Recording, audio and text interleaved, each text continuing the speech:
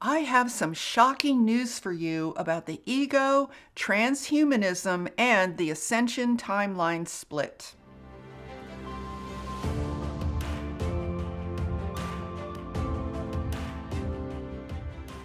Hi, I'm Saratoga Ocean, and I work together with an interuniversal, interdimensional, and extraterrestrial force known as Telstar, along with Archangel Michael. So today I have a rather big metaphysical red pill for all of us. We have all been wondering about this timeline split for quite a while now. I think that all too often, ascension is viewed as something that happens to us instead of something that occurs by our own hand. And it's easy to think that a timeline split occurs by way of outside forces, when in truth, we actually have total command over that process.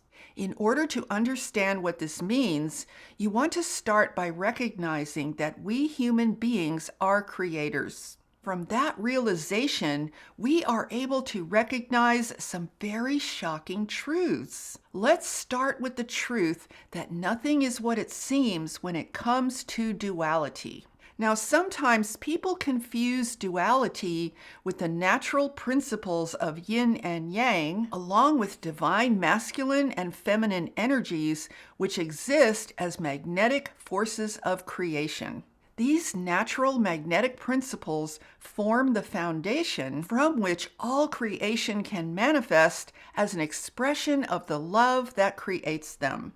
But that's not what I'm talking about when I use the term duality. Duality is all about opposing forces. It's all about the fight. It's about one side winning over the other. It creates a constant power struggle between a near infinite number of forces within us and outside of us. The energy generated by that fight is what we tend to call life. It's what we erroneously believe makes us alive. We therefore come to think that struggling is the main point of our existence. Struggling to win, struggling to evolve, struggling to get better, struggling to stay alive. Now, of course, some people will say, Saratoga, if we don't struggle, we won't get anywhere. We'll just sit around like some passive, lazy blob. But I want to show you what happens when we peel back the curtain of that struggle and see what's behind it. And this is the truly shocking part. The ego is literally the orchestrator of all of these struggles. It's the ego that lies to us and tells us that the ultimate point is to win. Win the battle, win the struggle, and somehow come out on top. And these struggles can take on so many forms. They can be as small as struggling what to have for lunch, or they can be as gigantic as an intergalactic war. But all of it, without exception, is about the ego. It's about the ego's need to control everything in place of God or the Creator. Now, whenever I talk about the ego, I inevitably get a few people who adamantly want to defend the ego. And if you feel that way, you can either turn off this video, or you can listen with an open mind and just experiment with a different point of view. I can assure you that what I have to say is going to confront the ego in some very major ways. Therefore, buckle up, ego defenders. This is going to be quite a ride. Let's start with the fact that ascension is not exactly a linear event. It's about decision, creation, and transformation. And we, as cosmic infinite beings, are the ultimate deciders. So let's talk about what that means. And then I will get to the issue of transhumanism and how that is designed to remove our ability to decide this matter for ourselves. So there are several things that we need to consider. Let's start with duality itself. What exactly creates duality? In the beginning, there was and is the one infinite supreme creator. what some people call God.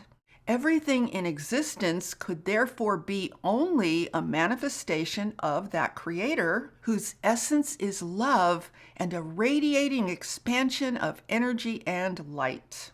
So everything that exists was and is a manifestation of I am. I am what? I am the one infinite creator. So, for example, a tree would be a manifestation of the one infinite creator. And that tree would embody all of the attributes of that creator, meaning that it would fundamentally be an embodiment of beauty and love in its own unique form. It would also be infinite in nature because it would exist as an extension of the infinite creator's expression. Now, picture an entire universe manifesting in this way. And when you do, you will be seeing a vision of this universe as it was originally designed to be. You will see a vision of the universe that we are all going back to as we ascend. Now, as you've heard me say many times if you've been following me, a very bad experiment was tried in this universe, which is what ultimately created duality. The experiment was incredibly simple, yet very, very deadly. It arose from a question. The question was, I wonder what would happen if things were known by what they're not, instead of being known by what they are.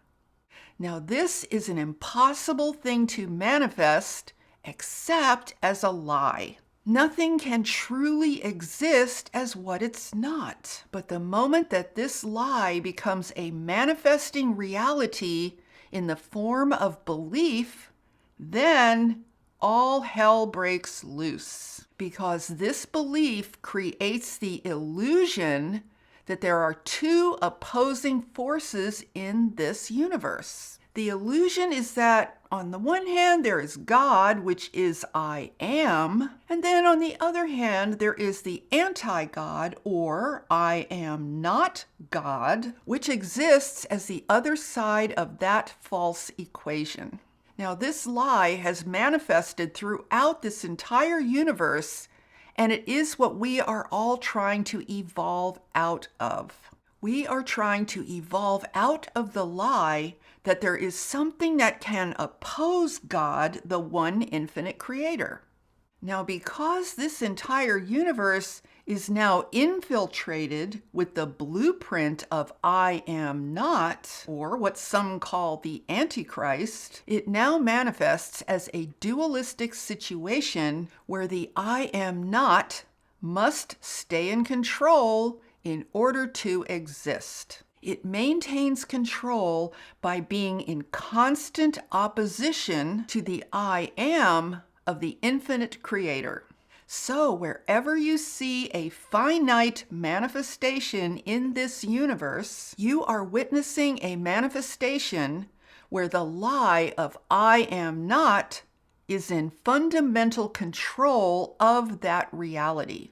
In our case, it can be seen as our entire planet Earth, which is manifesting in a finite form. When something opposes the infinite, that something can only exist as a finite illusion or a lie. Because in truth, the infinite cannot be opposed. But an entire reality can indeed manifest where it appears that this is actually taking place. Yet that entire reality will exist as a lie. Now, let me show you what the ego actually is. Who you really are is an extension of God, the infinite creator. Therefore, who you are is infinite and never dies. That's because the Creator is infinite and never dies. And you exist as an extension of that. That is who we really are. In our true state of being, we are whole. We exist as one complete consciousness expressing our uniqueness in the world. But When you introduce the I am not into our human experience, you get an alternate false self that must maintain control in order to exist. So you have the real you, which is the creator that you are, and then you have the false you, which says that you are not a creator and that you are separate from God. And that false self is the ego. Now, if we were 100% conscious and awake, we would recognize that the ego is a fraud and it is not who we are. But as humans on planet Earth, we mostly identify the ego as being our primary sense of self, which is exactly the trap that keeps us enslaved in a finite realm of existence. So we are essentially walking around with two selves. Our true self, which is an extension of the infinite creator, and a false self that wants to control our entire reality in order for it to be able to survive. The ego is a manifestation of the I am not in our human experience. Therefore, the ego's existence is based on a fundamental lie. Now, let's talk about how this factors into our ascension process, along with the ultimate purpose of transhumanism. We know the truth about the ascension process, which in its simplest form consists of transmuting this illusion of self that we call the ego, thus restoring our energy, our vibration, and our entire experience of self to its original design as an extension of the one infinite creator or God.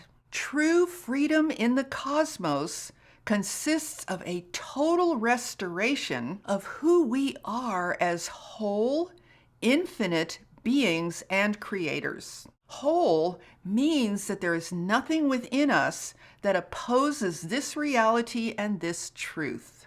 Being whole is a state of being fully surrendered to the truth of who you really are. That's when all the stress, all the struggles, all the battles, and all the pain will come to a permanent end, because the thing opposing that wholeness will be no more. And that is the level that we are all ascending to. So if you can focus on that vision of being whole again, you will have a great starting point from which to get the highest possible perspective of reality and of your life. Now let's look at why ascension and evolution feel so difficult to achieve.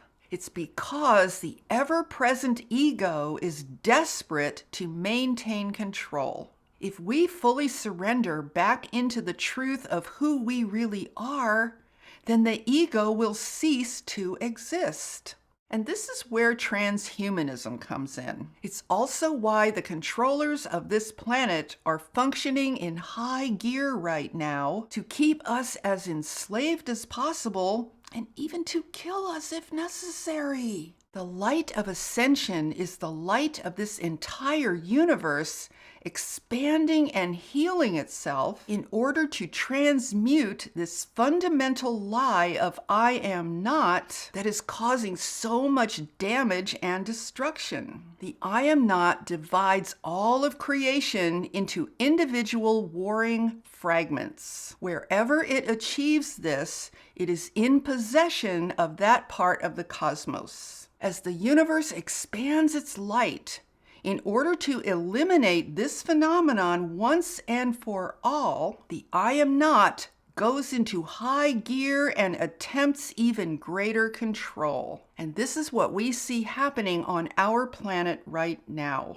The I am not is ultimately in full possession of this planet at this time, and it manifests through whatever life forms it can use to keep our humanity enslaved. In our case, that would be through entities like the ET reptiles and other alien species, along with certain demonic forces and all of their human minions who have chosen to go to the dark side. The dark side simply refers to wherever the I am not has successfully blocked out the light of the one infinite creator. So the ego functions in complete and total service to the I am not. In fact, it actually exists as a manifestation or as an extension of that phenomenon. Once the ego is in possession of a person's mind, then it is almost impossible to get perspective about the highest possible level of life in this universe. That's because the ego will not allow you to see it. The ego hopes that you will never see it because not seeing that truth is the only way that you will continue to accept the ego's level of full control over your life. We are currently living in a highly amplified and accelerated ascension energy. So the ego has to work extra hard to prevent us from seeing and surrendering to that energy. It does this through the use of lies and diversions. It does this by framing all of reality as a situation consisting of winners and losers and battles that must be won in order to succeed. Here are a few examples of how the ego uses diversion and made-up fiction to maintain its reality and prevent us from ascending. Negative self-judgment and self-doubt. Tales of battles that need to take place in the universe and be won by the good guys in order for us to ascend. God is in charge and the light is winning. Again, you can see how the ego likes to frame this in a win-lose paradigm. God and the light are not in a battle with anything. When you turn on a light in a very dark room, the light doesn't have to fight with the darkness and win in order to exist in that room. That's because the darkness is just the absence of that light. It's not a thing in and of itself. This is all about the ego's lies and our willingness to go along with those lies. And here's another one. God is testing us to see if we will do the right thing. Or, this is all an illusion, therefore nothing matters. And hardship is a good thing because it makes us strong. Suffering is good because it's how we evolve and learn. And God wanted to experience itself as all of this insanity, which is why we all need to suffer. So, as you can imagine, there is literally no end to the ego's list of diversions to keep us focused on and engaged with various realities that are ultimately designed only to ensure the ego's survival. So here's something interesting you can pay attention to. Whatever story you are being told in your mind, look for evidence of duality in that story, and you will see the mark of the ego as clear as day. The bottom line is that each person's ego sees that person's life as an arena in which to resist the creator itself. And that's what makes everything so incredibly problematic, confusing, and difficult. The ego simply will not allow for the infinite creator to manifest fully and completely through any human being in a finite world. It will fight that every step of the way. And when we identify ourselves as being our egos, we then believe that it is us who is fighting and resisting the force that created us. And that can be incredibly frustrating because it doesn't make any sense to our higher minds. Now, let's talk about how AI and transhumanism fits into all of this. AI stands for artificial intelligence or alien intelligence. In this case, the word alien refers to that which is alien to life and alien to the creator of the natural world. What's interesting is that embedded in the center of the word alien is the word lie. Transhumanism means to transition humans into a completely controlled cyborg reality. If this were to succeed, then people's consciousness would be artificially controlled by a fake AI intelligence, and all free human will would come to an end. Now, the ego plays a huge role in transhumanism. It's obvious because the ego consistently portrays AI and transhumanism as being superior to the natural world of God's creation. Look at the massive egos of the controllers if you want to see an example of this. Right now, the controllers are working feverishly to transform humans into a completely different kind of life form. I sometimes think that what they really want is to turn us into something that is equivalent to the gray aliens. They want us to be alive, but completely controlled by AI. So let's take a look at what that new human life form might actually look like. We can get clues by looking at what they've done so far and by the future intentions that they regularly broadcast. Apparently, they want to completely destroy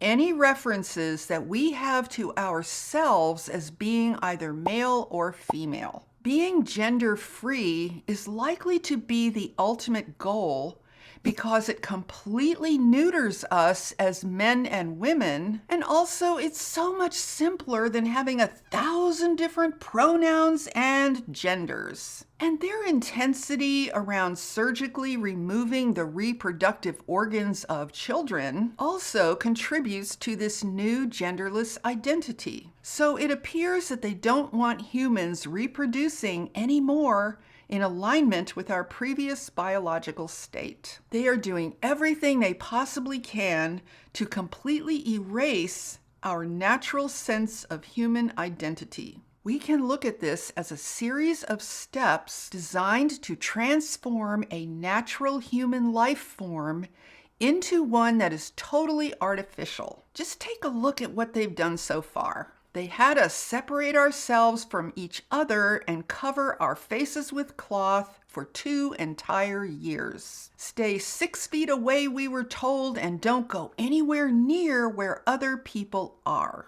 2 solid years of breaking our natural human bonds with each other. The WEF is telling us that we will own nothing and be happy. How do they know we'll be happy? Because the plan is for our thoughts and feelings to be artificially controlled by an AI overlord intelligence. We are also told that our future will consist of eating weeds and bugs. They are already establishing bug farms for food and sneaking cricket flour into certain prepared foods. So be sure to read labels. The idea that human beings are men and women is being completely destroyed. And now they are in the process of destroying the former infrastructure of civilization, including transportation, energy, food distribution, education, and the financial system. None of what we once took for granted will be needed in their dystopian future. The subliminal message for children and young people is that sexual organs are bad, and it's always a good thing to remove them whenever possible. So what kind of creature are we looking at if they succeed in this diabolical transformation? Well, picture this. A creature that has no mind of its own because its brain is microchipped and all thoughts and behaviors originate from a larger AI brain. This creature is likely scrawny and unhealthy due to a diet of bugs and weeds and artificially produced synthetic foods. Nanobots patrol its inner systems and blood vessels to monitor health and report back to the AI health overlords if said creature should live or die. This creature has atrophied sex organs or no sex organs and doesn't reproduce on its own. Now, because this creature still has consciousness, its consciousness is funneled into an artificial reality called the metaverse, where it can imagine that it participates in life through AI-generated avatars. So, my friends, this is what they have in store for us as a species if we go along with them. Now, how does the ego factor into this? If you remember what I said earlier, the ego's entire goal is total control of our consciousness and identity so it can survive. It wants to remake us into a species that is so thoroughly controlled that we lose access to our natural ability to evolve and ascend beyond the ego. Right now, the ego perceives itself to be in grave danger because the universe is generating a profound amount of light to support our ascension. At the highest levels of ascension, the ego ceases to exist because we become whole again. We no longer find ourselves in a situation where we appear to have two opposing selves. Remember that the ego is how the I am not phenomenon manifests in humans and in other life forms. So we have these ridiculous controllers on this planet who are in total subservience to the ego, the I am not, and AI, which is a totally artificial reality that is designed to support the continuing existence of all three. Kind of like some weird, unholy trinity. There's an interesting thought. See, in the real world of nature and creation, you have the one infinite creator or God. Then you have an unlimited number of true selves manifesting as an extension of that creator. And you have the natural creation of the entire universe, where these individual, unique creators can manifest and create as an extension of the love that they originate from. And that is what I call paradise. The one infinite creator manifesting in unlimited forms of infinite life in a natural, infinite universe that wholly exists as an extension of love. And then we have the fake I am not lie manifesting as an alternate identity or ego in multiple different life forms in an artificial AI reality.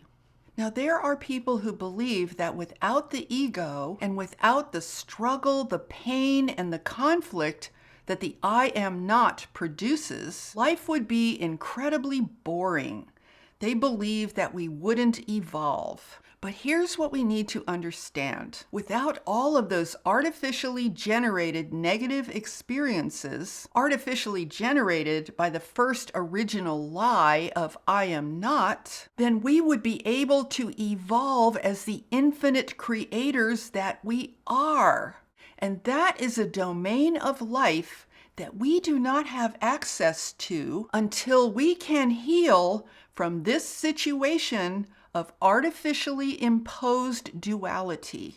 The truth is that we don't know what it would be like without the ego. We are not there. But I can assure you of this. If something in your mind is telling you that you need the ego along with its accompanying pain and suffering, you can rest assured that you are hearing the voice of the ego itself. It's that voice in the head that likes to tear you down and weaken you. It's the consummate voice of doubt. It's the voice that tells you that you need to experience fear and suffering in order to teach you and make you a better person. It's that inner abuser that seeks to intimidate you in multiple ways in order to hold you back and maintain control.